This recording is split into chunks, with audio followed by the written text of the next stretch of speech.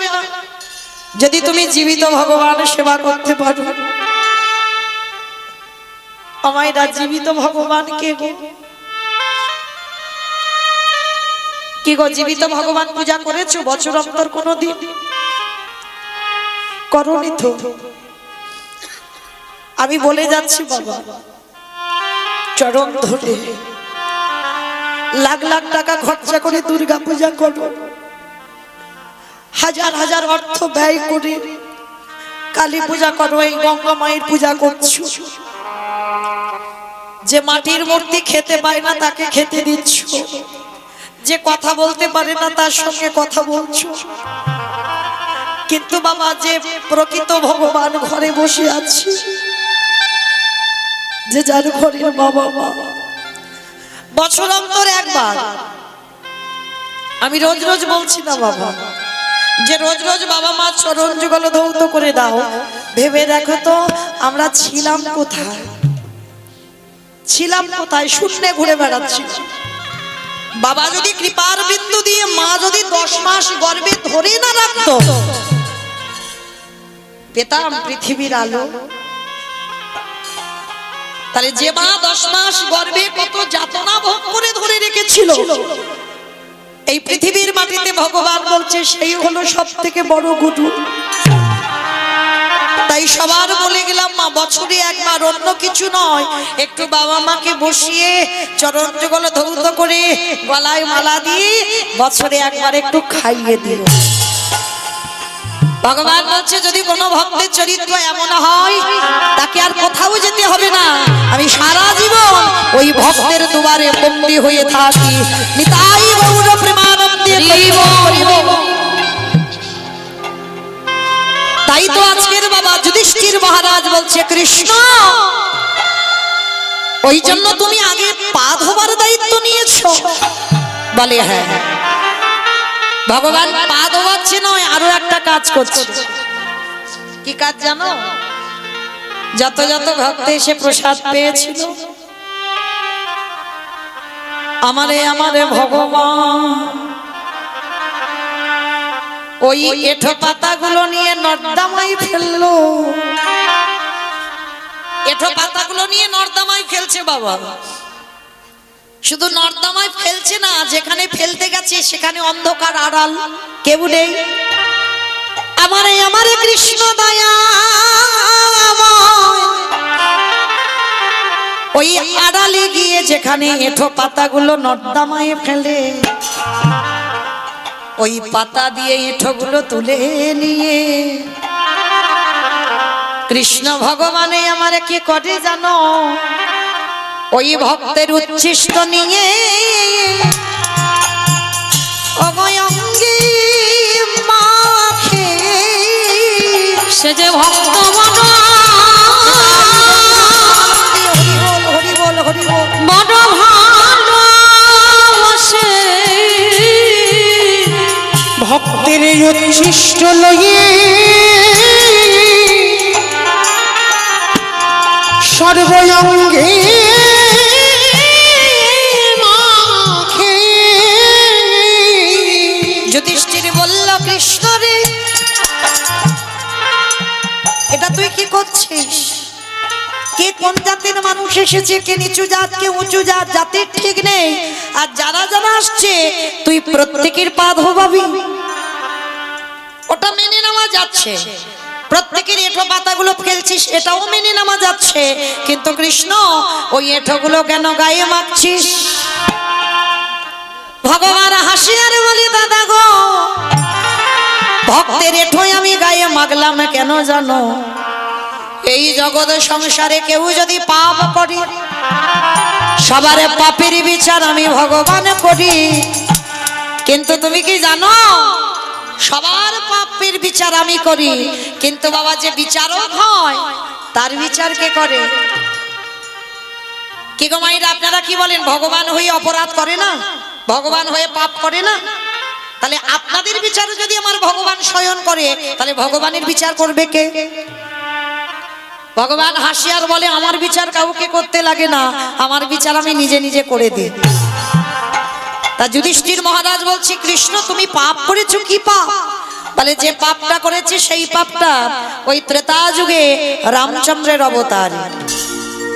আমি নিজের হাতে আমি রাবণকে বধ করেছি, আর রাবণকে বধ করে আমার রামচন্দ্রের মাথা থেকে পা পর্যন্ত বাবা পাপী হয়ে গেল।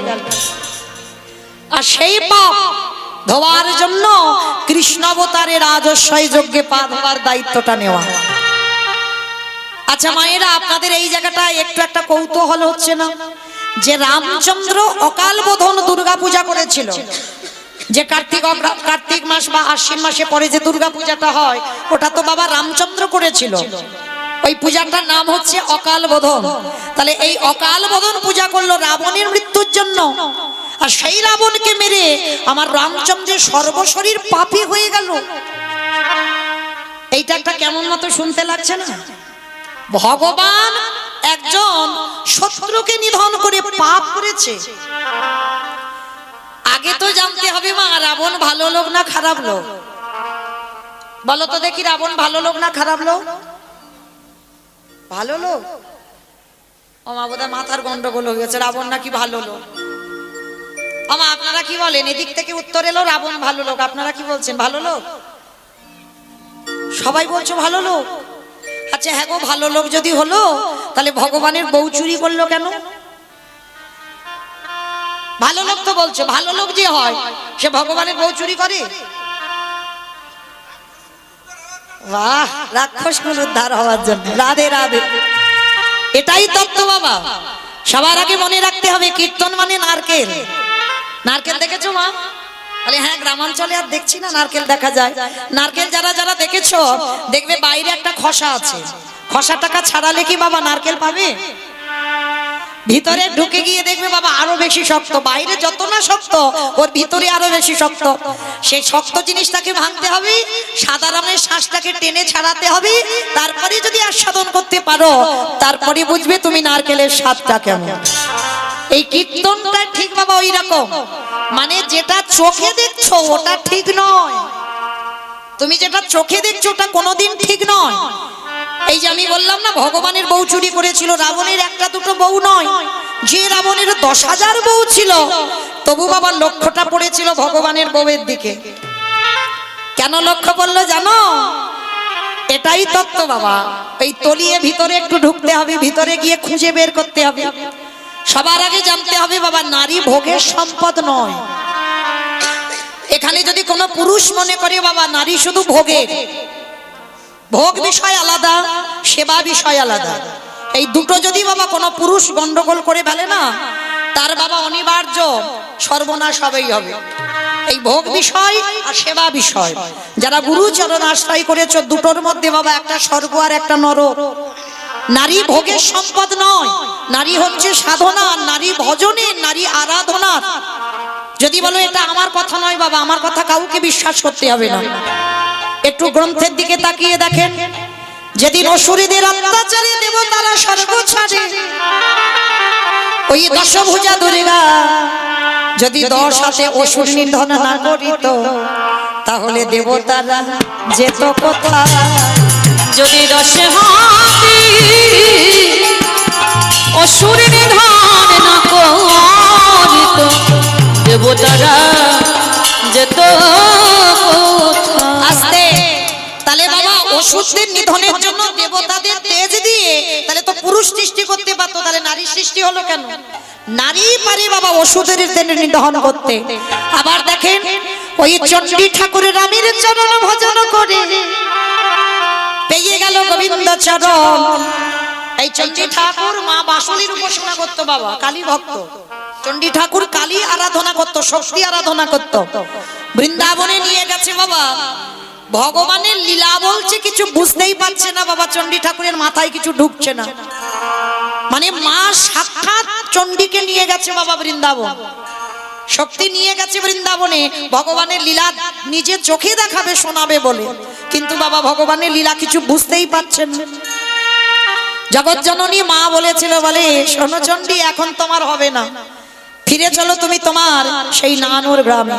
সেখানে গিয়ে তোমাকে একটা কাজ করতে হবে, সেবা বিষয়টা জানতে হবে।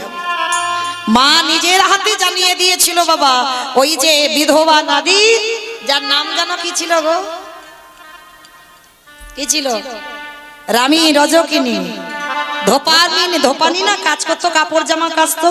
হ্যাঁ, 12 বছর একটা যুগ, 12 বছর চণ্ডী ঠাকুর ওই পুকুরে ছিপ ফেলেছে বাবা। মানে পুকুরের ওদিকে থাকতো চণ্ডী ঠাকুর আর এদিকে থাকতো রানী রজকিনী। বাবা ছিপটা তো নামে ফেলতো, অপলক নয়নে চেয়ে থাকতো, কিন্তু রানী একটা দিনের জন্য কথা বলেনি। কেন? কারণ অল্প বয়সী বিধবা নারী দাদার ঘরে থাকতো কাজের মেয়ের মতো। কোন দিনের জন্য, একটা দিনের জন্য সারা শব্দ মুখ থেকে বার হয়নি। 12 বছর চণ্ডী ঠাকুর অপেক্ষা করেছিল ওই নারীটা কবে একটা কথা বলবে। ছিপ ফেলেই থাকতো বাবা চণ্ডী ঠাকুর। পুকুরের ওদিক থেকে একদিন রানী বলে উঠেছিল, ঠাকুর তোমার ছিপে মাছ উঠেছে তো? ঠাকুর একটা কথা বলেছিল, সবে ঠোক করে দিল, মাছ তো ধরেনি গো। কি গো, এ বাহ্যিক জগতের কোনো প্রেম নয়।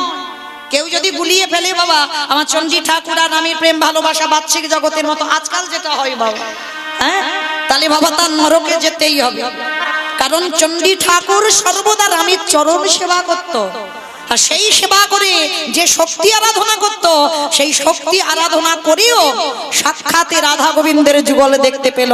নিতাই গৌর প্রেমানন্দে হরি বল। তাকিয়ে দেখেন বাবা বিল্লমঙ্গলের দিকে, একজন পতিতা নারী বারবনিতা, যাদেরকে আমরা ঘৃণার চোখে দেখি, সমাজ ওই পতিতাদের কি বলে? ভালো চোখে দেখে বাবা। সেই পতিতা নারীকে ভালোবাসলো, এমন ভালোবাসলো বাবা মরে গেছে, শ্রাদ্ধে বসেছে, মানে পিতৃবিয়োগ, মানে কতটা শোক। তথাপিও বাবা আমার বিল্লমঙ্গল যতবার শ্রাদ্ধে বসে কিছুতে মন আর স্থির হয় না, একটাই কথা, একবার আমি যাব আমার সেই চিন্তামণির কাছে। কোন রকমে বাবার উদ্দেশ্যে পিণ্ডটা দিয়ে ওই গভীর রাত, ঝড় বৃষ্টি, নদী পার হতে হবে, নদীর ওদিকে বাড়ি। হ্যাঁ, কি করেছিল বাবা আপনারা জানেন, বিস্তার করতে লাগবে না। মরাকে কাঠ মনে করলো, এমন প্রেম, মরাকে কাঠ মনে করে আর ওই বাসকি নাগ মানে সাপের লেজকে দড়ি মনে করে ছুটে গেল ওই পতিতা নারীর কাছে। পতিতা নারী একটাই কথা বলেছিল, ঠাকুর ওই প্রেমটা যদি আমায় না দিয়ে, ওই প্রেমটা যদি তুমি কৃষ্ণ চরণে দিতে, আমার মনে হয় তুমি সাক্ষাতে ভগবান পেয়ে যেতে। তাই গৌর প্রেমানন্দে হরি বল, হরি বল। হ্যাঁ গো, কে বলে চিন্তামণি পতিতা বারবনিতা? যদি পতিতা নারী হবে তাহলে সেই পতিতা নারী কোনোদিন বলতে পারতো যে তুমি ওই প্রেমটা আমাকে না দিয়ে তুমি গোবিন্দ চরণে দাও? একটা ধাক্কায় একেবারে বেরিয়ে গেল বাবা চিন্তামণির কাছ থেকে, সাক্ষাতে পেয়ে গেল গোবিন্দ চরণ। তাহলে পেল কি করে? চিন্তামণির চরণ সেবা করে। তাকিয়ে দেখেন বাবা, এই গঙ্গা পূজা হচ্ছে, জয়দেবের মেলা। হ্যাঁ, জয়দেব ঠাকুর কি করতো? মা পদ্মাবতীর চরণ সেবা করত, সেবা করে সাক্ষাতে পেয়ে গেল রাধা মাধবের কৃপা। শ্রী শ্রী রামকৃষ্ণ পরমহংসদেব কার সেবা করত? মা শারদা করতো না? কলিযুগে প্রমাণ তো বাবা। তাহলে আপনারা কি বলেন, নারী ভোগে? যদি কোন দুরাচার, কোন পাপিষ্ঠ যদি মনে করে নারী শুধু ভোগের সম্পদ, আমি হরিবাস করে বলে যাই তাদের নরকে গিয়েও ঠাঁই হবে না। তাহলে আজকে নারী যদি সাধনার হয়, রাবণ রাজা জানতো যদি ভগবানের বউকে চুরি করে এনে রাখা যায় আর ভগবানের কাছে যেতে লাগবে না। কি গো, যেতে লাগবে? ধরো যদি কারোর বাড়ি গরু টরু থাকে, গরু বাছুর মাঠে বেঁধে দিয়ে এসেছ, ফল ফল করছে ঘাস, গরুটা খেতেই আছে, সন্ধ্যা হয়ে যাচ্ছে, সে গরুর দড়ি ধরে টানছে বাবা, গরু আর ঘরে ফেরে না। কিন্তু ভাই তোমার গরু ধরতে হবে না, ওর বাছুরটা যে চারদিকে ছুটে ছুটে বেড়াচ্ছে, ওই বাছুরটাকে একবার কোলে নাও। আর বাছুরটাকে নিয়ে যদি একবার তুমি হাঁটতে পারো, তাহলে কোনোদিন তোমাকে আর গরুর দড়ি ধরে টানতে হবে না, আপনি থেকে গরু তোমার পিছনে চলে আসবে। তত্ত্বটা কি বোঝালো বাবা? এই জগৎ সংসারে যদি একজন ভাগ্য চক্রে পেয়ে যাও ভক্ত চরণ, সেই ভক্ত চরণ যদি আশ্রয় করো, আর আর তোমাকে চারিদিকে ঘুরে বেড়াতে হবে না, তোমাকে গোবিন্দ ভজন করতে হবে না, ভক্ত চরণে আশ্রয় যদি করতে পারো, আমার ভগবান পৃথিবীর যেখানে থাকুক না কেন ভক্তের দ্বারে ছুটে আসে। সে যে ভালোবাসে ভক্তের দ্বারে ছুটে আসে। রাবণ রাজা ঠিক ওই রকম চরিত্রের মানুষ বাবা। উনি জানতো ভগবানের সঙ্গে তোমার মিত্রতা করলে হবে না, এরা তো সেই স্বর্গের জয় বিজয়। হ্যাঁ বলতে গেলে বাবা আজকে সারা রাতে ঠিক করতে পারবো না, মানে এটাই হলো শাস্ত্রের কথা বাবা, একটা থেকে একটা চলে চলে যাবে। কারণ এরা জানতো সেই জয় বিজয় অপরাধ করে রেখেছিল। যদি এরা ভগবানকে প্রেম ভক্তি দিয়ে ডাকতো তাহলে 7 জনম টাইম লাগতো কৃপা পেতে, আর ভগবানের সঙ্গে যদি শত্রুতা করবে যত বেশি তত তাড়াতাড়ি কৃপা হবে। তাহলে এমনি এমনি কি বাবা, রাবণ তো জানতো আমি ভক্তি দিয়ে আমার উদ্ধার হব না, তাহলে আমার শত্রুতা করতে হবে। তো এমন শত্রুতা করব ভগবান যেন রেগে আমাকে বধ করে দেয়, আর আমাকে বধ করলেই আমার এই 1 লক্ষ ছেলে আর 1.25 লক্ষ নাতি আমার সব উদ্ধার হয়ে যাবে। তাহলে এইটুকুর জন্য আমার সীতা আমাকে চুরি করে রেখেছিল।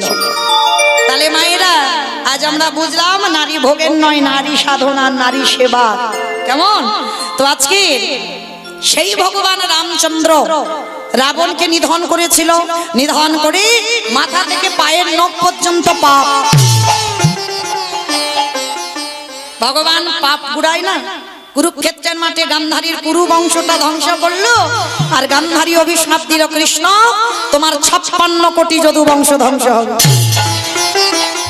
ভগবান জানতো যে আমি ধর্ম প্রতিষ্ঠা করতে গেলে কত মায়ের অভিশাপ নিতে হবে, কত স্ত্রীর অভিশাপ নিতে হবে। ভগবান জানতো, তবু কিন্তু বলল আমাকে ধর্ম প্রতিষ্ঠা করতে হবে। আর যখন যখন বাবা ধর্মের গ্লানি আসবে, ভগবান সাক্ষাতে নাম আসুক, কোনো না কোনো রূপে কাউকে পাঠিয়ে বাবা ধর্ম প্রতিষ্ঠা করতে। যদা যদা হি ধর্মস্ব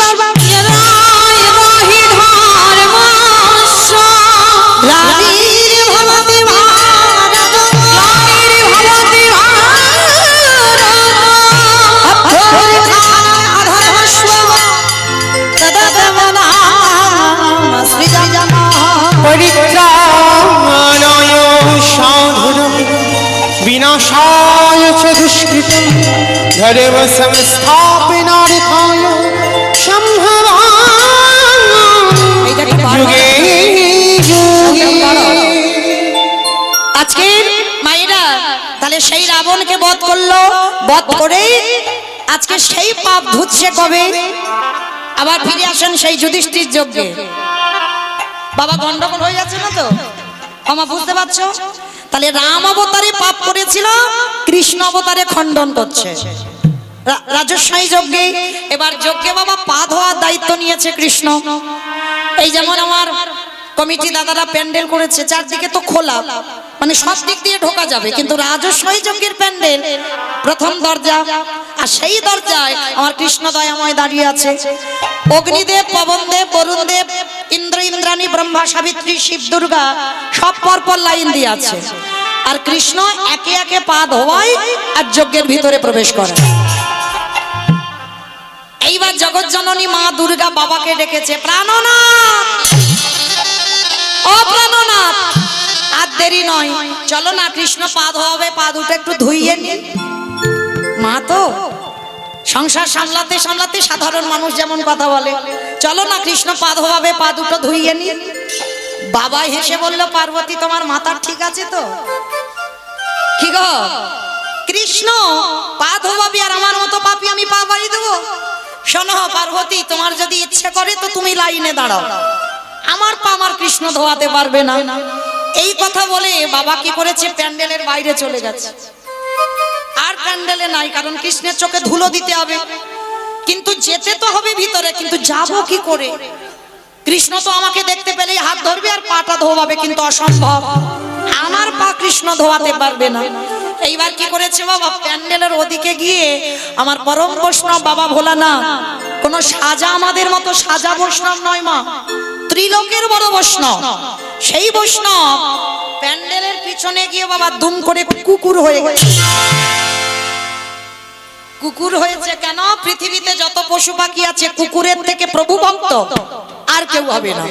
ও যত জগতে জগতে পশু পাখি আছে আড়ালে গিয়ে কুকুর হয়েছে।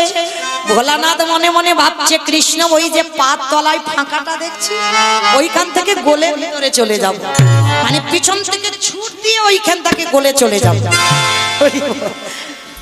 ভোলানাথ এই কথা মনে করি বাবা পিছনে কুকুর হয়ে একটা একটা পায়ে আসছে, আর ভগবান তো মুচকি মুচকি হাসছে। ভোলানাথ ভাবছে কিছু দেখতে পাচ্ছে না ভগবান। কি গো মায়েরা, আপনারা কি বলেন? এই যে আমি কীর্তন গাইছি, আমি একটু উঁচু জায়গায় দাঁড়িয়ে আছি, আপনারা কি মনে করছেন আমি উঁচু জায়গায় আছি না আপনারা উঁচু জায়গায় বসেছেন বলেন তো? তাহলে জানবো যে আপনারা কীর্তন বোঝেন। প্রথমে বলে দিয়েছি কীর্তন মানে নারকেল। বলেন আপনারা উঁচুতে বসেছেন না আমি উঁচুতে দাঁড়িয়েছি? আপনারা উঁচুতে? বাহ, বুঝে বলছো তো না বুঝে বলে দিলে?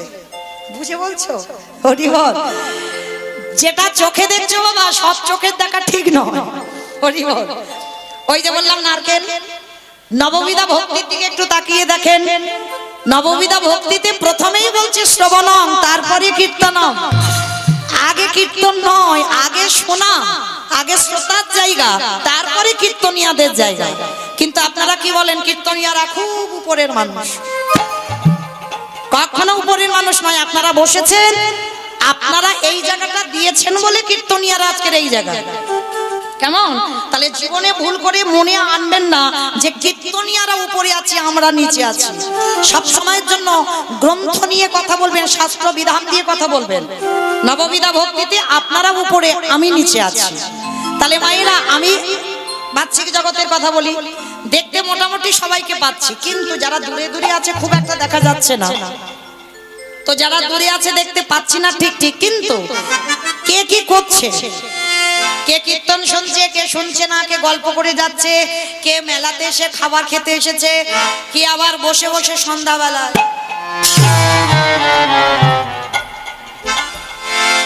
আমি দেখতে পাচ্ছি না, কারণ আমি তো কারো চোখই দেখতে পাইনি। তা আমি কি বলবো? কিন্তু আমার চোখে ধুলো দাও। আর ওই যে বেটাটা দাঁড়িয়ে আছে না বাঁশি হাতে,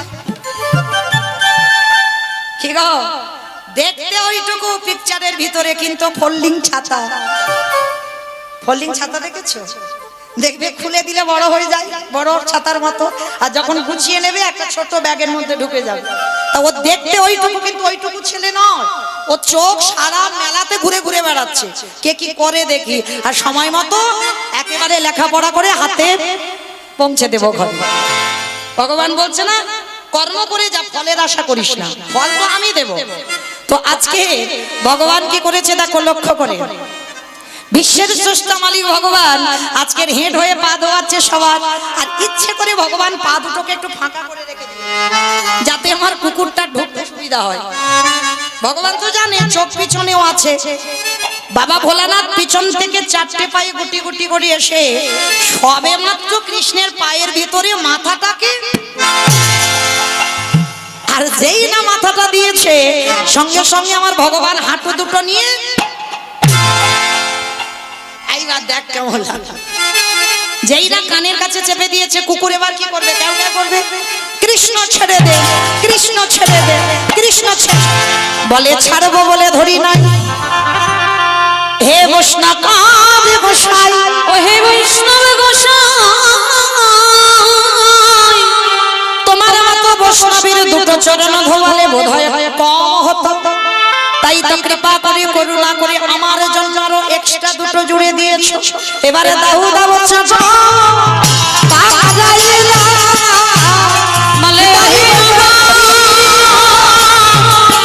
বৈষ্ণব গোসাই, দাও দাও চরণ বাড়াই দাও। এই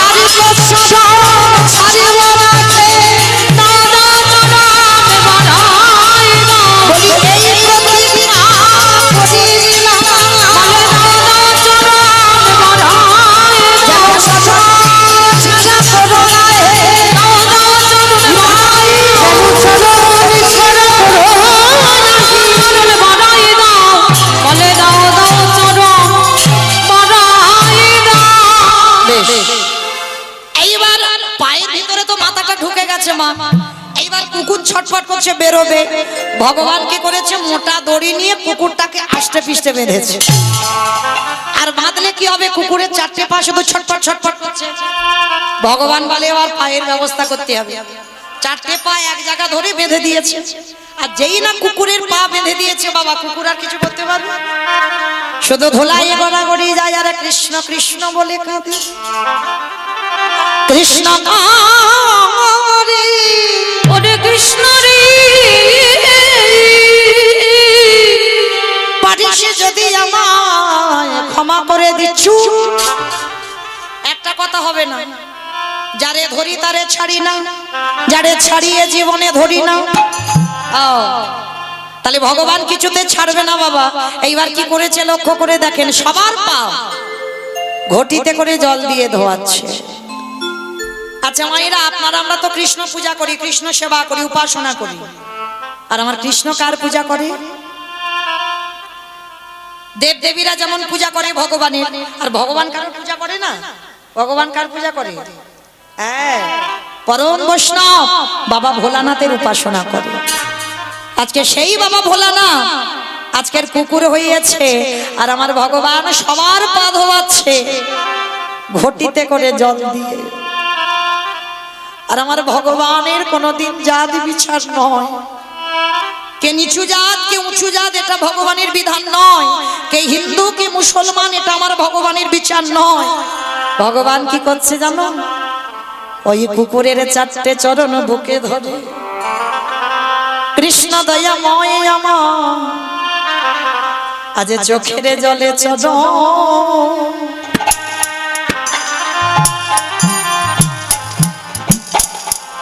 চরণ ধোবা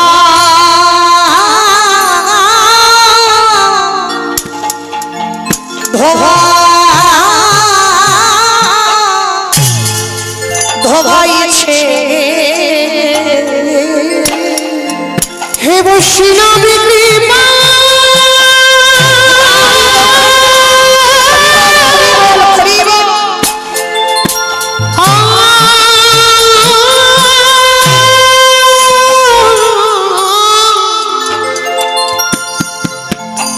হে বৈষ্ণব কৃপা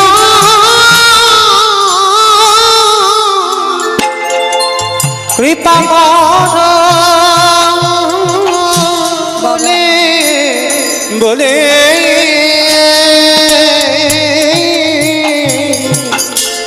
চোখের জলে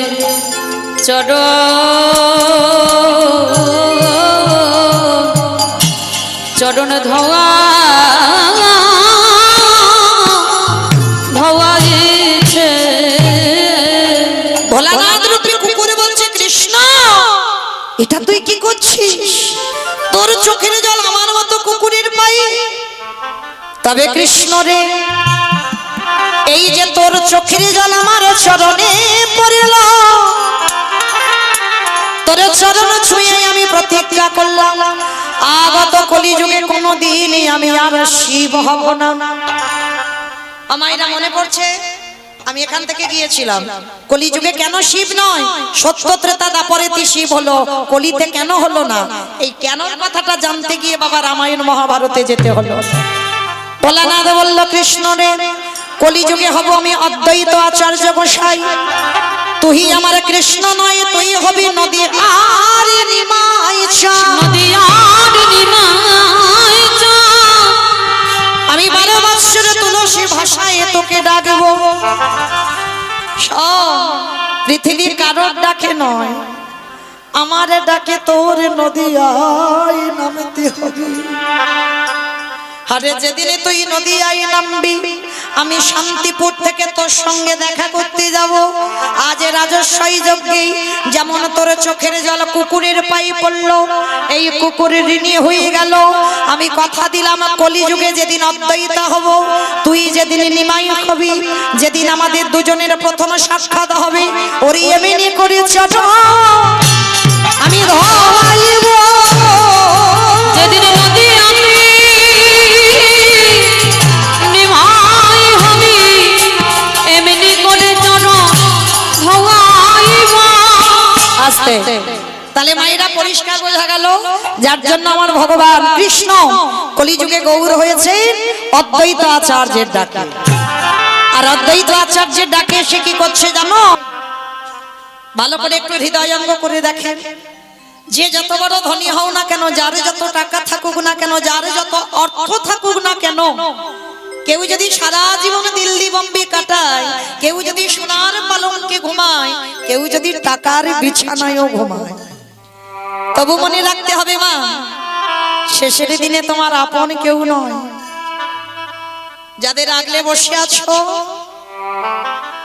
সকাল থেকে রাত্রিবেলা ঘুমাতে যাওয়া পর্যন্ত ছেলে আমারে, মেয়ে আমারে, জায়গায় আমারে, জমি আমারে, বিষয় আমারে, বৈভব, কিন্তু মনে রেখো ভাই, এই জগতে কেউ কারোর নয়। এসেছো খালি হাতে, তুমি যাবে খালি হাতে।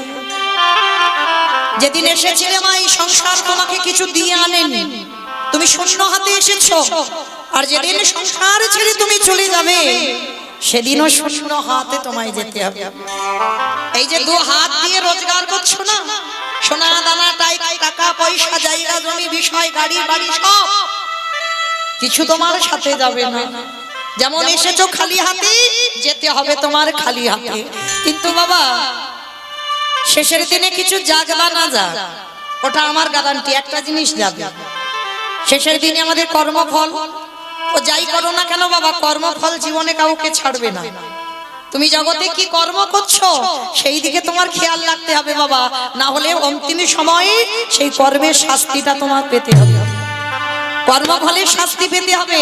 আর একটা বস্তু আমাদের সাথে যাবে, সেটা কি? ওটা আমার গ্যারান্টি। জানি না আপনাদের এই এলাকায় নিয়ম আছে কিনা, তবে আমার ডায়মন্ড হারবার গঙ্গাসাগর ওদিকের এলাকায় নিয়ম আছে বাবা। মানে আমার উত্তরের কথা বলছি, হরি বল। আমার দক্ষিণের কথা, এটা উত্তর তো, উত্তর 24 পরগনা, বেশ। তাহলে আমি উত্তরের কথা বলছি না, আমি আমার দক্ষিণের কথা বলছি। মানুষের মৃত্যুর পর বাবা একটা জিনিস ভাড়া করতে হবে। যার বাড়িতে থাকবে তো খুব ভালো, আর যার বাড়িতে নাই দুটো জিনিস ভাড়া করতে হবে। বলো তো কি? হ্যাঁ, একটা খোল আর একটা হলো করতা। আর ওই পিছনে বাজাতে বাজাতে দেহটাকে বের করে নিয়ে যাবে। বলো হরি হরি বলো, হরি হরি বলো, হরি হরি। কি গো মাইরা, তোমাদের এই উত্তরে হয়তো, এদিকেও হয়। তাহলে এই জায়গাটা একটু বিচার করে দেখেন।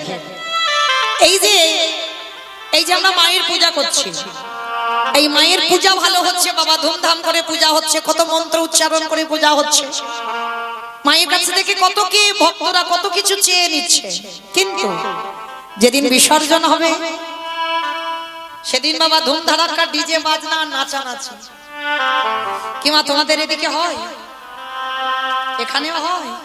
বাহ, হোক। এটা আমি করতে বারণ করছি না, করো। এখন একটা কালচারে দাঁড়িয়েছে, সমাজে দাঁড়িয়েছে বাবা, আমি নিষেধ করছি না, কিন্তু এগুলো চেতনা বাবা। মাকে আরম্ভরে পূজা করলে, মায়ের কাছে কত কিছু চেয়ে নিলে, মা তোমার মনের আশা পূর্ণ করে দিল, তাহলে সেটা তো মা। তাহলে মাকে পূজা করছো, আর মার পূজা ভালো করে করলে, আর যেদিন বিসর্জন হবে বাবা, সেদিন ধুমধারাক্কা ডিজে হচ্ছে কেন, নাচানাচি হচ্ছে কেন? তাহলে এটাই তো বাস্তব বাবা। আমাদের দেহটা যেদিন বিসর্জন হবে, সেদিন একটা লরিতে করে ডিজে বাজি বাজি গেলে হতো না? হলে তো হওয়ালে হতো, তাহলে হওয়াচ্ছি না কেন? এই জায়গায় আমার চৈতন্য মহাপ্রভু শিক্ষা দিলেন, ওরে কলির জি, এলি খালি হাতে, যাচ্ছিস খালি হাতে। শেষের দিনে যাত্রা, নাটক, ফাংশন কিছু যাচ্ছে না, তাহলে যাচ্ছে কে? এই হরি নামে যাবে। পছা দেখো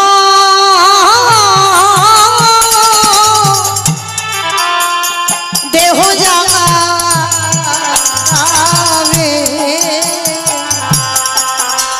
যেদিন তুমি ভাবো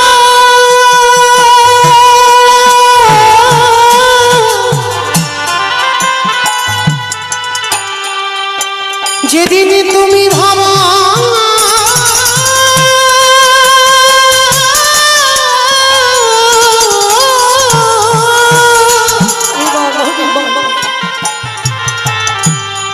যেদিন তুমি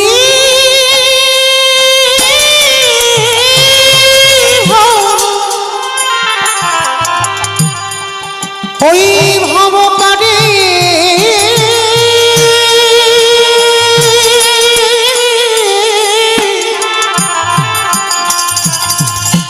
পারে যাবে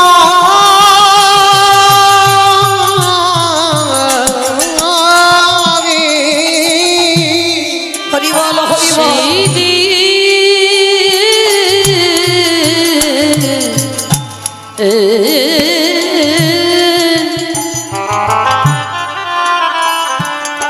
সেই দিনে নাম যাবে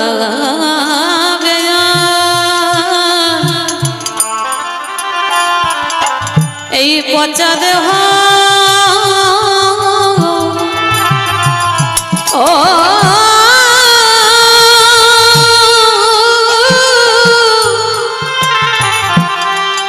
দেহ যাবে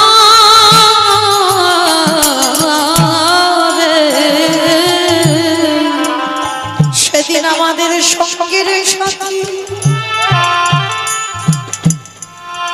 কেহ থাকবে না। যেদিন খাঁচা ছেড়ে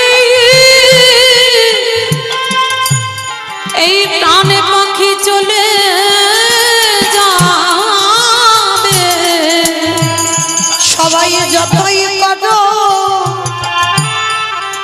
সব আমার আমার। সেদিন আমার বলতে কেহ রবে না গো। আমাদের কারণে কৃষ্ণ ভজ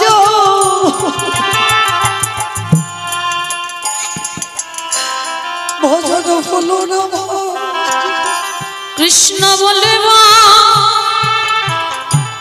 বলি এইভাবে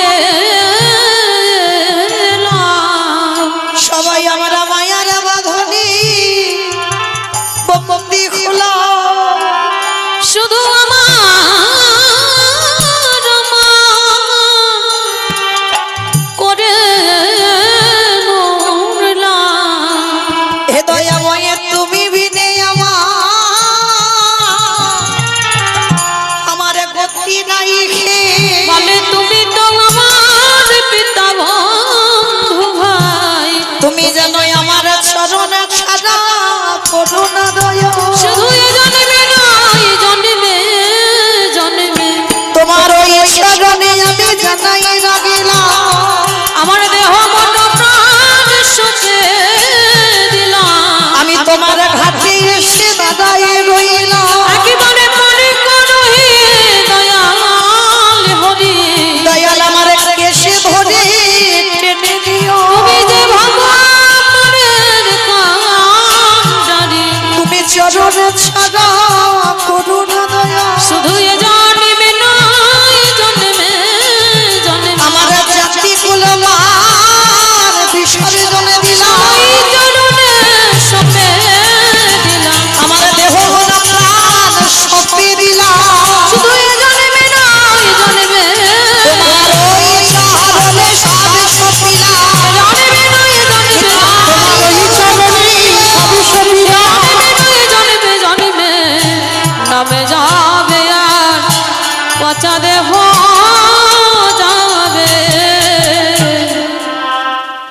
শিশুকালে কৃষ্ণ ভজে কৃষ্ণ পাবার আসে কৃষ্ণ পাবার আসে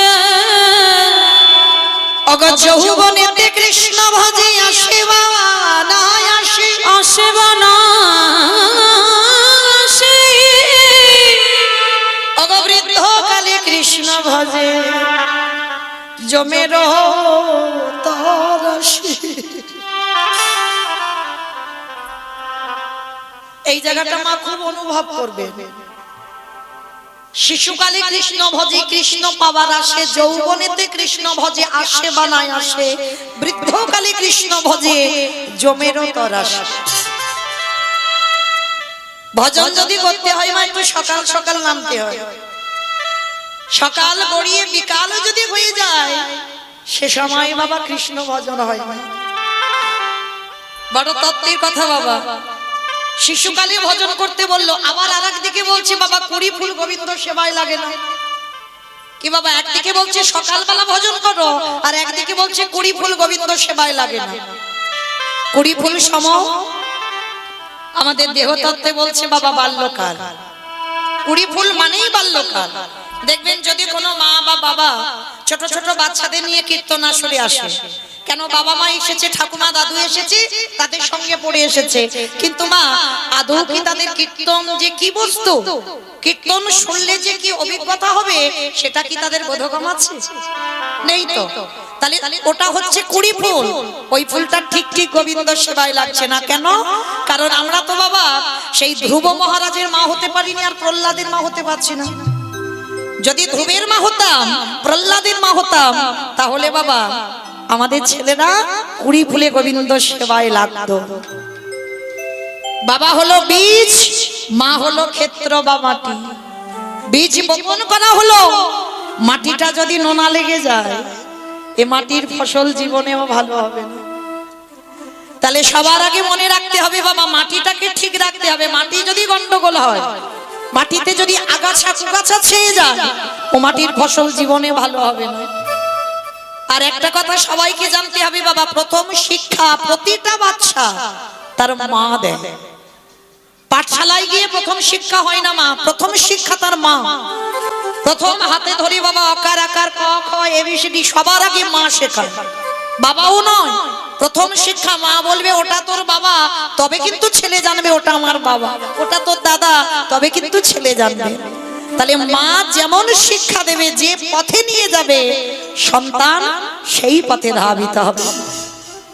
কিন্তু আজকে এই যে বলছে কুড়ি ফুল সেবায় লাগবে না, মানে কলিযুগে বাবা কুড়ি ফুল লাগবে সেবায়? ওদের বাবা হাতে একটা বড় বড় মোবাইল দিলে হয়ে গেল, যাও, আর কারোর লাগবে না। কলিযুগে ধারণার কথা বলছি। আর বাসি ফুল তো লাগেই না বাবা, বাসি ফুল সেবায় লাগে না। কি গো মা, বাসি ফুল সেবায় লাগে? যে ফুলটা গাছে ফুটেছিল পড়ে গেছে ঝরে, সে ফুল সেবায় লাগছে না। হরি বল। তা সে ফুলটা যখন সেবায় লাগছে, সে ফুল যখন সেবায় লাগে না বাবা, আর ওই বাসি ফুল সম আমাদের দেহতত্ত্বে বলছে বার্ধক্য দশা। কি গো, দন্ত পড়ে যাবে, কেশ পেকে যাবে, চামড়া গুলো আলগা হয়ে যাবে, এ ফুল গোবিন্দ সেবায় লাগবে। এ ফুল গোবিন্দ সেবায় লাগবে না। যখন রক্ত গরম থাকে না বাবা, এই পার্থিব জগতের কথা বলছি বাবা, ধরাকে সরা মনে করে না, মানে নিজে যেটা করব সেটা ঠিক, কিন্তু যখন ওই যৌবনের রক্ত জল হয়ে যাবে, ঠান্ডা হয়ে যাবে, তখন বাবা কপালে হাত চাপড় দিয়ে বলবে আমি কি সর্বনাশটা না করেছি। যখন রক্ত গরম ছিল কত কিছু করে বেড়ালাম, এখন হাই হাই আমার কি দশা হলো। তাহলে আজকে বার্ধক্য দশায় সেবা হবে না। সেবা যদি করতে হয়, ফোঁটা ফুল গোবিন্দ চরণে দাও। আমাইরা ফোঁটা ফুল সম যৌবন কাল। কোন যৌবনের কথা বলছি জানো? যেদিন আমাদের দুটো হাত গোবিন্দ সেবাই লাগবে, তোমার দুটো চরণ গোবিন্দ স্থানে যেতে পারবে, তুমি জিহ্বায় কৃষ্ণ নাম উচ্চারণ করবে, তুমি কানে ভালো করে কৃষ্ণ নাম শ্রবণ করবে, এই জিহ্বায় কৃষ্ণ নামে বলতে পারবে, তুমি নয়ন দিয়ে কৃষ্ণ রূপে দেখতে পাবে, তুমি তোমার 10 ইন্দ্রিয়টা গোবিন্দ সেবায় লাগাও। কি গো, লাগাতে পারবে এখানে কেউ একজন ভক্ত? অত সোজা নয়। তুমি যে একজন ভক্ত এখানে হৃদয়ে হাত রেখে বলতে পারবে না যে আমি একেবারে গোবিন্দ চরণে আমার দেহ মন প্রাণ আমার 10 ইন্দ্রিয় আমি আমার গোবিন্দ চরণে নিবেদন করব। তাহলে আজকে রাধারানী ললিতা বিশাখাকে বলেছিল, শরীরে আমার গোবিন্দ বৃন্দাবন থেকে মথুরায় চলে গেল। 100 বছর রাধারানী কেঁদেছিল। আপনারা যারা লীলা কীর্তন শোনেন ভালো করে জানবেন, রাধারানী গোবিন্দকে হারিয়ে 100 বছর কেঁদেছে। একটা দুটো বছর নয়, 100 বছর কাঁদলো। তা যখন 100 বছর আমার গোবিন্দকে ছেড়ে কাঁদছে, একেবারে শেষের সময় একেবারে শরীর ক্ষীণ হয়ে গেল, মৃত্যুর শয্যা। রাধারানী ললিতার কণ্ঠ জড়াইয়ে ধরে বলল, সজনী রে, আমার বধূ যে ব্রজ ছেড়ে মথুরায় চলে গেল, যদি কোনদিন ভাগ্যক্রমে বধূ আমার ব্রজধামে ফিরে আসে, সেই দিনে যদি আমার দেহে যৌবন না থাকে, বলে বল ললিতা রে, আমার দেহে যৌবনে যদি চলে যায়, বলে বলে কি দিয়ে গোবিন্দে আমি সেবা দিব, আমার যৌবনে জোয়ারি, হরি বল হরি বল। আমার যৌবনে যদি ফুরায় যায়, আমি কি দিয়ে গোবিন্দে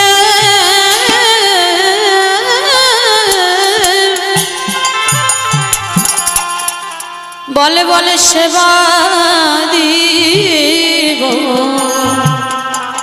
তাহলে মাইরা ভজন যদি করতে হবে, সকাল সকাল নেমে পড়তে হবে, যৌবন কালে ভজন করতে হবে। তাহলে চলেন, যোগ একবার আসে, আর সেই যোগ যদি বিয়োগ হয়ে যায় আর যোগে ফিরে আসে না।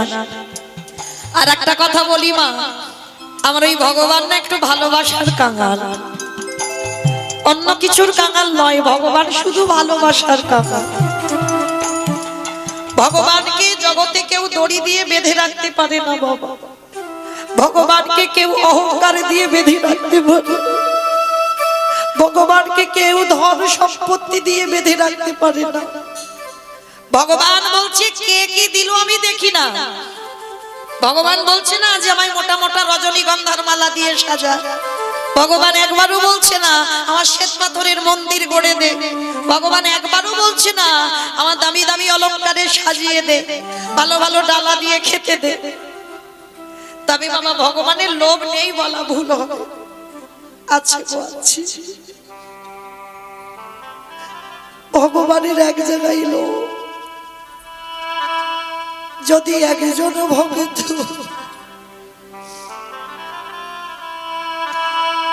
যদি একেবারে নয়ন জলি,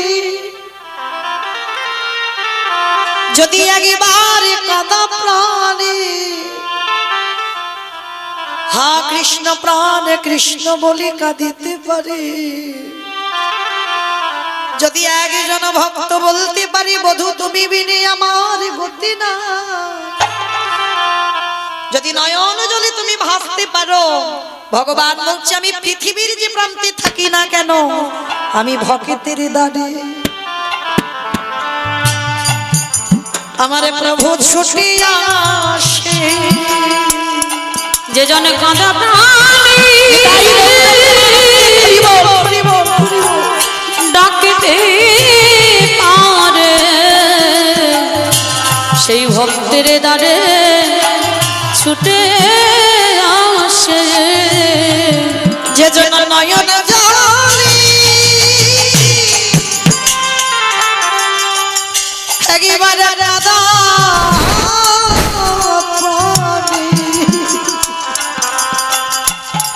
সেই ভক্তের দ্বারে দ্বারে ছুটে আসে। তাহলে এই জগৎ সংসারে বাবা চলেন আমরা গুরুচরণ আশ্রয় করি। আজকে আমরা সবাই যাবো শ্রীধাম নদিয়া নবদ্বীপ ধাম, আর সেই নদিয়ার মাটিতে দেখব যিনি সত্যতে নারায়ণ, ত্রেতাতে রাম, দাপরে কৃষ্ণ, কলিতে হলো গৌরাঙ্গ। কৃষ্ণ কলিযুগে গৌরাঙ্গ হয়েছে মা, কিন্তু এই গৌর হয়ে এসেছে শুধু একজনের ডাকে, তিনি হলেন অদ্বৈত আচার্য গোসাই, যিনি 12 বৎসর তুলসী ভাসিয়ে আমার কৃষ্ণকে গৌর করে এনেছিল।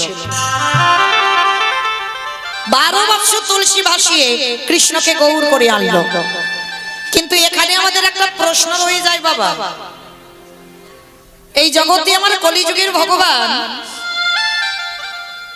এসেছেন বটে, কিন্তু এই জগৎ সংসারে এসেছে শুধু একজনের ডাকে, অদ্বৈত আচার্য গোসাই। কেন? আর কি জগতে বাবা ভক্ত ছিল না? হাজার হাজার ভক্ত আছে, লাখ লাখ ভক্ত আছে, কোটি কোটি ভক্ত আছে, কিন্তু এসেছে একজন ভক্তের ডাকে, তিনি হলেন অদ্বৈত আচার্য গোসাই। আমাইরা অদ্বৈত আচার্য গোসাই চেনো তো? যেন ভুল করে ভেবো না তোমাদের গ্রামে কারোর নাম বলছি। ওই যে পঞ্চতত্ত্ব ছবি যাদের বাড়িতে আছে দেখবেন, শ্রীকৃষ্ণ চৈতন্য প্রভু নিত্যানন্দ শ্রী অদ্বৈত গদাধর শ্রীবাস আদি গৌর ভক্তবৃন্দ, মাঝখানে যিনি দাঁড়িয়ে আছে হাত দুটো তুলে বাবা কলিযুগের ভগবান। আর ওই ভগবানের ডান দিকে দেখবেন একটা বয়স্ক লোক, চুল গোপ দাড়িগুলো বাবা পেকে সব সাদা, ইনি হলেন বুড়ো অদ্বৈত আচার্য গোসাই। আর ইনি 12 বৎসর তুলসী ভাসিয়ে আমার কৃষ্ণকে গৌর করে টেনে এনেছিল বাবা গোলক থেকে নদিয়ার মাটিতে। কিন্তু এখানে আমাদের জানার বিষয় আছে বাবা, ভক্তের যদি অভাব নেই তাহলে একজনের ডাকেই কেন এলো? আর কি অন্য ভক্ত ছিল না? অদ্বৈত আচার্যের ডাকে এলো কেন? আগে জানতে হবে মা, এই অদ্বৈত আচার্য গোসাই কে, যার একটা নাম হচ্ছে মা মৃত্যুঞ্জয়। বলতে পারবি মৃত্যুঞ্জয় কোন ঠাকুরকে বলে? বাহ, শিব ঠাকুর। শিব ঠাকুরের একটা নাম হচ্ছে মৃত্যুঞ্জয়। কেমন? আর এই মৃত্যুঞ্জয় নাম হয়েছে কেন না, সত্য ত্রেতা দাপর এই 3 যুগে আমার বাবার কোনো রূপ পরিবর্তন হয়, একই শিব হয়ে আছে। আর ওই বাবা কলিযুগের মাটিতে এসে বাবা রূপ পরিবর্তন করেছেন নাভা দেবীর গর্ভে, নাম নিয়েছে যার নাম হলো কমলাক্ষ। দীক্ষা নেবার পরে নাম হলো অদ্বৈত আচার্য গোসাই। কিন্তু এখানে আমাদের একটা প্রশ্ন রয়ে যায় বাবা, ভক্তের যদি অভাব নেই আর আমার ভোলানাথ 3 যুগে শিব হলো কিন্তু কলিযুগে শিব হচ্ছে না কেন? এই কেনর কথা জানতে গেলে বাবা আমাদের সবাইকে একটু যেতে হবে মহাভারত।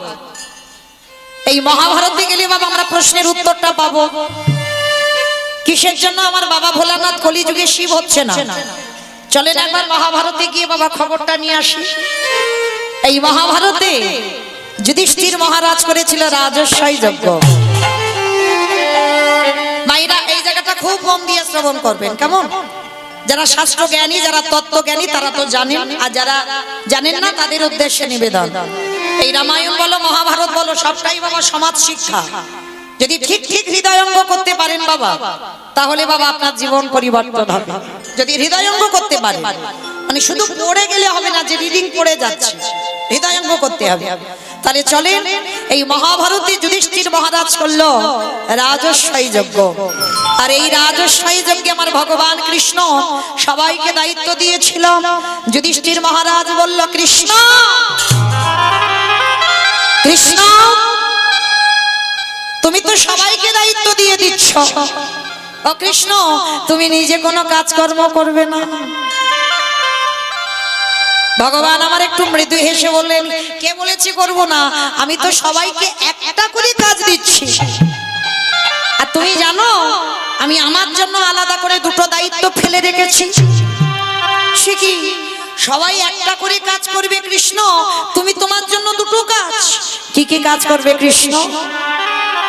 বলে, জানো দাদা, আমার এই যজ্ঞে প্রথম কর্ম হবে যত যত ভক্ত আসবে, যত যত সাধু গুরু বৈষ্ণব আসবে, আমি কৃষ্ণ দয়াময় হয়ে সবার প্রথমে আমি নিজের হাতে তাদের চরণ যুগল ধৌত করে দেব। যেই না কথাটা বলেছে যুধিষ্ঠির মহারাজ চমকে উঠেছে। অসম্ভব! কে কোন জাতের মানুষ আসবে জাতের ঠিক নেই, আর যারা যারা আসবে কৃষ্ণ তুই সবার পা ধোয়াবি? ভগবান হেসে বললে, হ্যাঁ দাদা, এটা হবে আমার প্রথম কাজ।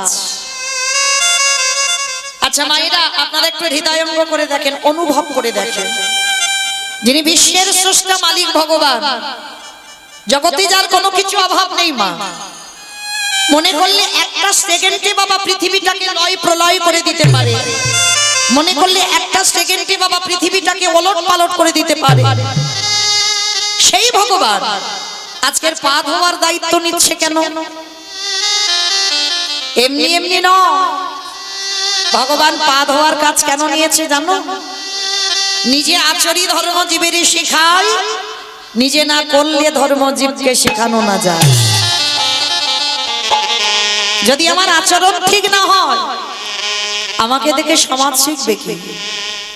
যদি আমার বলা ঠিক না হয়, আমি যদি পিতামাতাকে সম্মান না করি, আমি যদি সাধুগুরু বৈষ্ণবদের সম্মান না করি, তাহলে আমাকে দেখে বাবা সমাজ শিখবে বলে মনে হয়? আমার কথা শুনে সমাজ শিখবে বলে মনে হয়? কখনো শিখবে না। তাহলে আগে নিজেকে আচরণ করে দেখাতে হবে কি বাবা? তাই তোমার কৃষ্ণ রাজস্বই যোগে আজকের প্রথম কাজ পা ধোবার দায়িত্ব নিল। কেন? আপনাদের আমাদের চৈতন্য দান করলো। ওরে কলির জীব, তোদের বাড়িতে যদি সাধু গুরু বৈষ্ণব আসে,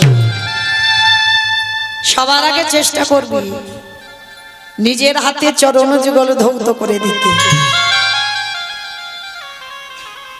এই নিয়মগুলো বাবা এখন আমরা বিশ্বাস করি না, এখন আর আমরা মানি না। কিন্তু আগেকার দিনে আমার মা ঠাকুমারা করতো, দেখতাম বাড়িতে যদি গুরুজন আসতো, সবার আগে বাবা পা ধোয়ার ব্যবস্থা হতো, তারপরে বসতে দেওয়ার জায়গা। কিন্তু আমাদের মতো মেয়েরা বাবা যত টিভি সিরিয়াল দেখে আর তাদের মতো আচরণ হয়ে যায়, ভুলে যাই আমরা পুরানো সংস্কৃতির কথা, ভুলে যাই আমরা পুরানো দিনের কথা। কিন্তু সবার চরণ ধরে আমি একটা কথা বলে যাব মা, আপনারা যেন মনে করবেন না যে আমি কাউকে জ্ঞান দিতে এসেছি, না, এইটা একেবারে ভাববেন না বাবা। আপনারা জানেন, আমি একটু মনে করাচ্ছি। আপনারা জানেন আমার থেকে অনেক অভিজ্ঞতা, আপনারা যারা জ্যেষ্ঠ বা জ্যেষ্ঠা বসে আছেন, অনেক জ্ঞানী ব্যক্তি, আমার থেকে অনেক অনেক উপরে, আমার থেকে অনেক জ্ঞান আপনাদের। তথাপি আমি একটা কথা বলে যাব মা, বাড়িতে যদি কোনোদিন সাধুগুরু বৈষ্ণব আসে, বাড়িতে যদি গুরুজন আসে, বাড়িতে যদি বছর অন্তর গুরুদেব আসে, সবার আগে চেষ্টা করবে নিজের হাতে তাদের চরণ যুগল ধৌত করে দিতে। সবার আগে চেষ্টা করবে। অনেক অনেক মায়েরা প্রশ্ন করবেন, মৌমিতা আমাদের গুরুদেব তো নেই, দেহ রেখেছেন, কি করব? বছরান্তর ঠিক ঠিক সাধুগুরু বৈষ্ণব পেয়ে উঠি না, তাহলে আমরা কি করব? তাদেরও ব্যবস্থা করে রেখেছে আমার ভগবান। যে যার ঘরের বাবা মা তো আছে,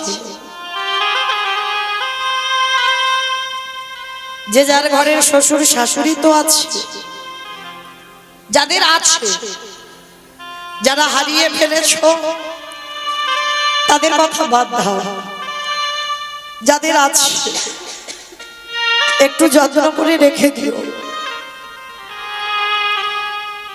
একটা কথা মনে রেখো মা, ভগবান সুদামাকে বলে রেখেছে, সুদামা এই পৃথিবীতে সব থেকে বড় গুরু তো যে যার ঘরের বাবা মা।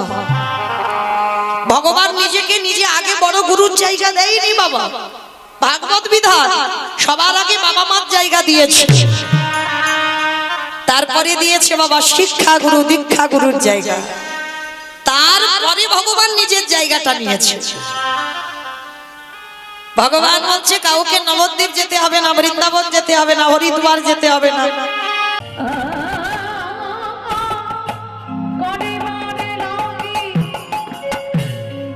কলির জীবের দানে দানে দাঁড়ে দাঁড়ে ঘুরে ঘুরে হলে না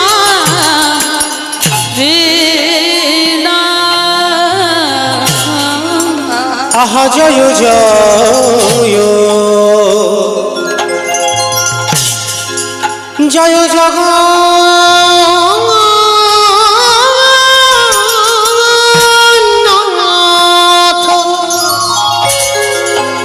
প্রভু আমার সচি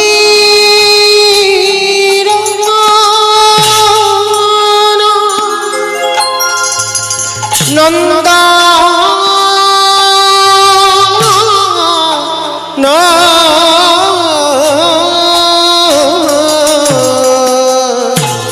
আবার ত্রিভুবন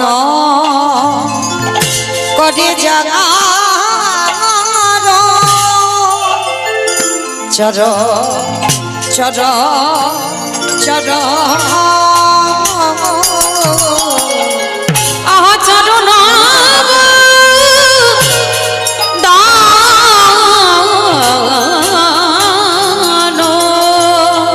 প্রভু আমার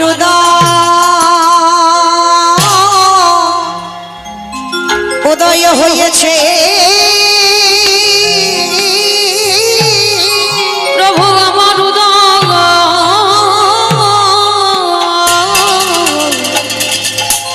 হয়েছে। ওগো দেখো দেখো নদী আর ওই নদী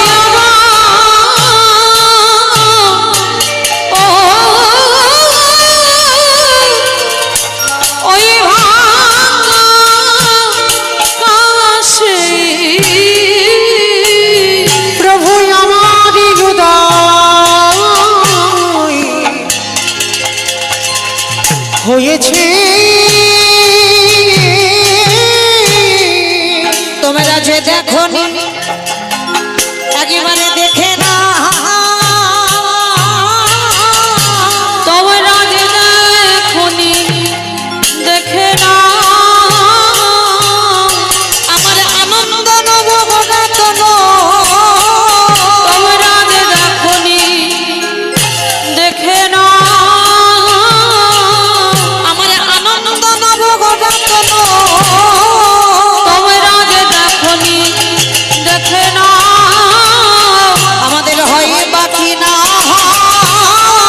আমাদের হয় বাকি না হয়, এমন দেবী দুর্লভ মানবী জন, আমাদের হয় বাকি না হয়, এমন গৌরী বলা সাধীর জন, হয় বাকি না হয়, আমাদের এলো গৌর নিহিতা, আমাদের লোক নিতাই এই হরি নাম বিলাইতে, হয়ে লোক নিতাই এই কৃষ্ণ প্রেমে প্রচারিতে, হয়ে লোক নিতাই তাই তো গৌর হয়ে এসেছে, গৌর হয়ে এসেছে, গৌর হয়ে এসেছে, গৌর হয়ে এসেছে, রাধা কৃষ্ণ মিলিত গৌর হয়ে, হয়ে এসেছে, রাধা কৃষ্ণ মিলিত হয়ে, গৌর হয়ে এসেছে, হবে না বা কেন গো, হবে না আর হবার না, হবে না বা কেন গো,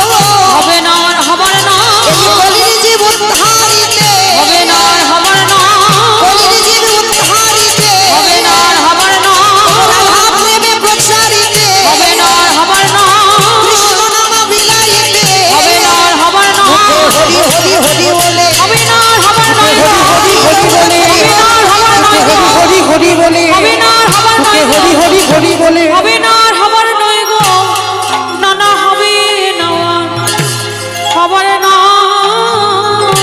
আহা ত্রিভুবন কাটে যারা চরণ চরণ চরণ আহা চরণ দানো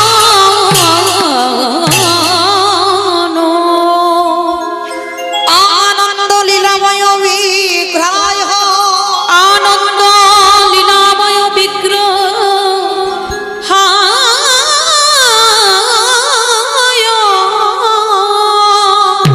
হে মভ দিব্য ছবি সুন্দরায়, হে মাভ দিব্য ছবি সুন্দর তস্মৈ মহাপ্রেম রস প্রদায় চৈতন্য চন্দ্রায় নমো নমস্তে, চৈতন্য চন্দ্রায়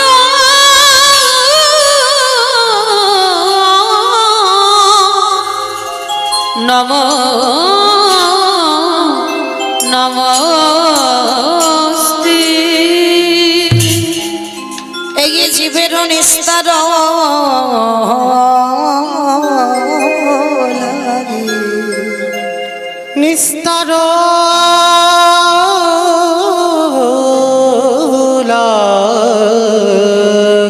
আমাদের নন্দ সোত হরি, আমাদের নন্দ সুত ভুবনে প্রকাশ কমল এই ভুবনে প্রকাশ হলো আমাদের গুরু রূপ ধরি আমাদের গুরু রূপ ধরি আমাদের গুরু রূপ ধরি আমাদের গুরু রূপ ধরি জানি তাই জয় রাধে শ্যাম, জয় জগন্নাথ, জয় মহাপ্রভু, হরে কৃষ্ণ, জয় রাধে শ্যাম। সমাবেত শুধু কৃষ্ণ অনুরাগী, গৌর অনুরাগী, মাতৃমণ্ডলী, পিতৃমণ্ডলী, আহুত অনাহুত ভাগবত এই গ্রামবাসী বৃন্দ, যারা আমার রাধা গোবিন্দে, যারা আমার গৌর নিতাই রাতুল চরণ আশ্রয় গ্রহণ করেছেন, তাহাদের সবাকার চরণে রইল আমার কোটি কোটি দণ্ডবত।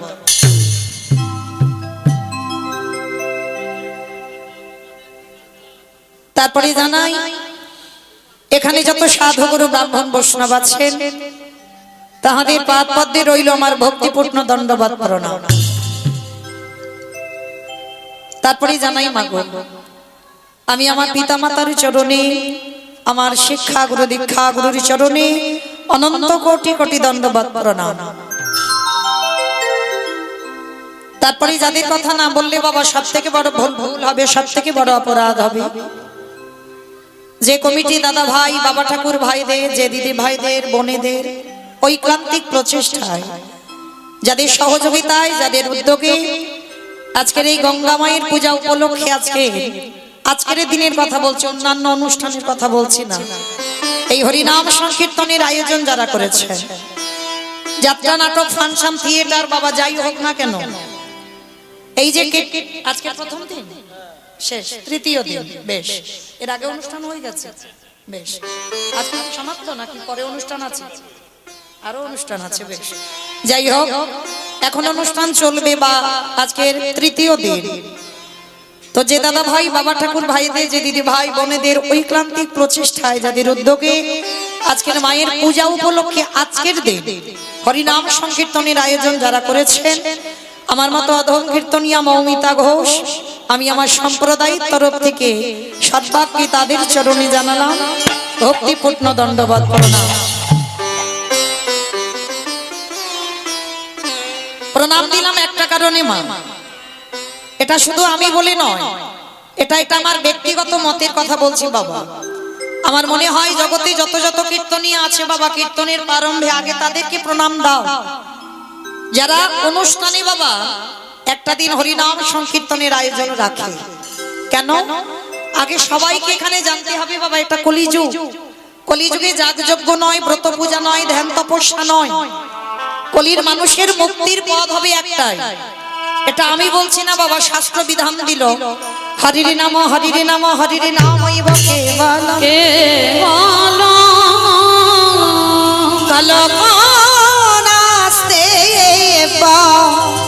নাস্তে নাস্তে গতির গতির কলির মানুষের হরিনাম ছাড়া কোনো গতি নাই, কোনো গতি নাই, কোনো গতি নাই। একমাত্র ভব পারাপারের সম্বল হলো বাবা হরির নাম সংকীর্তন। আপনারা প্রশ্ন করবেন মৌমিতা, ও তো সব কীর্তনিয়ারা বলে, যারা ভাগবত পাঠ করে তারাও বলে হরি নাম করো, কৃষ্ণ নাম করো, ভগবানের চরণে তুলসী দাও, তুলসী গাছে জল দাও, ভগবানের নাম ছাড়া তোমার জীবনে আর কোনো গতি নাই। কি বাবা আমরা সবাই বলি না, ভগবানের চরণ ছাড়া কোনো লাভ নাই, কোনো গতি নাই, একমাত্র শেষের দিনে তোমার সম্বল ভগবানের নাম। আপনারা মনে মনে করছেন ও তো সবাই বলে, কিন্তু না, সবাই বলি না। যে কথাটা বলবো বাবা, কীর্তনিয়ারা যে সব ঠিক বলবে না, যে কথাটা বলবো বাবা একবার হৃদয়ঙ্গ করতে হবে। এই যে আমরা বলে যাচ্ছি হরি নাম ছাড়া গতি নাই, কৃষ্ণ নাম ছাড়া গতি নাই, সত্যি কি মা গতি আছে?